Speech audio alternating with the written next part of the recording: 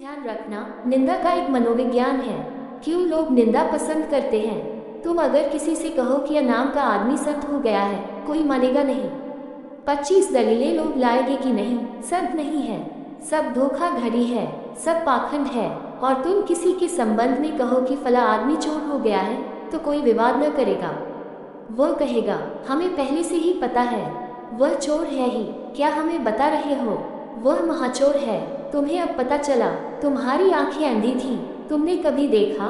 निंदा जब तुम किसी की करो तो कोई प्रमाण नहीं मानता, और प्रशंसा जब करो तो 1000 प्रमाण मांगे जाते हैं। और भी एक कठिनाई है कि प्रशंसा जिन चीज़ों की होती है उनके लिए प्रमाण नहीं होते, और निंदा जिन चीज़ों की होती है उनके लिए प्रमाण होते हैं।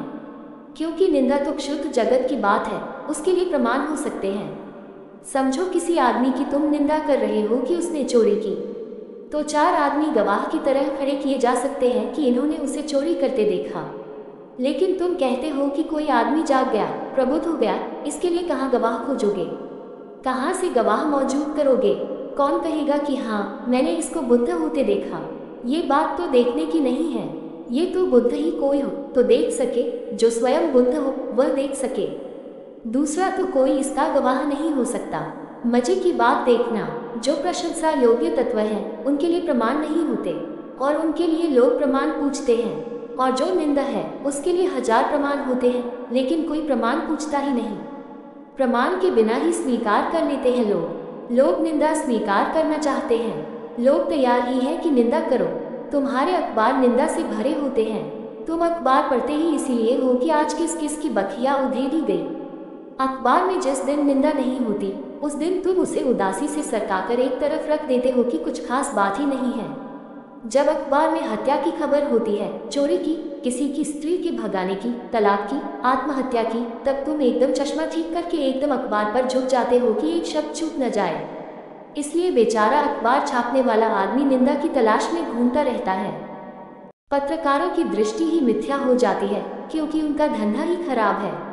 उनके धंधे का मतलब ही यह है कि जनता जो चाहती है वह लाओ खोजबीन कर।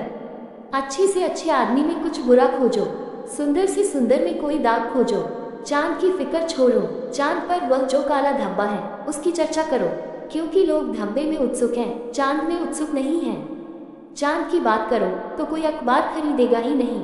इसलिए जो पत्रकारिता है वह मूलतः निंदा के रस की ही कला है।